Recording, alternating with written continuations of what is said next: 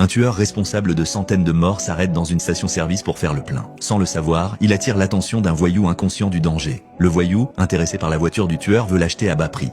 John refuse catégoriquement et s'en va. Mais le voyou n'entend pas en rester là. Durant la nuit, des aboiements réveillent John. À peine descendu, il est attaqué par surprise. Pire encore, les agresseurs tuent d'un coup de bâton le chien que sa défunte épouse lui avait laissé. À cet instant, la colère de John explose. Il prend alors un marteau et brise le sol, révélant une caisse remplie d'armes à feu de tout type, de munitions et de pièces d'or utilisées dans le milieu criminel. Pendant ce temps, le voyou conduit la voiture volée de John dans un garage pour la faire modifier. Le patron reconnaît immédiatement le véhicule. Son expression devient nerveuse et il demande s'ils ont touché au propriétaire. Le voyou répond avec fierté qu'ils ont juste tué son chien. Le patron lui assène aussitôt un coup de poing. Bien que le père du voyou soit un chef mafieux, même lui n'ose pas provoquer John. Plus tard, David appelle le patron pour savoir pourquoi il a frappé son fils. Le patron lui explique la situation. Après avoir raccroché, David descend, l'âme en peine.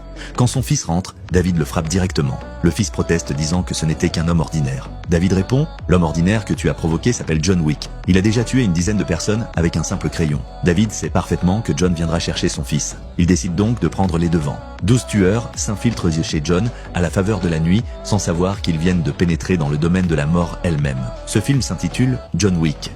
Eh bien, si vous avez regardé la vidéo, n'oubliez pas de vous abonner, de partager et surtout de commenter.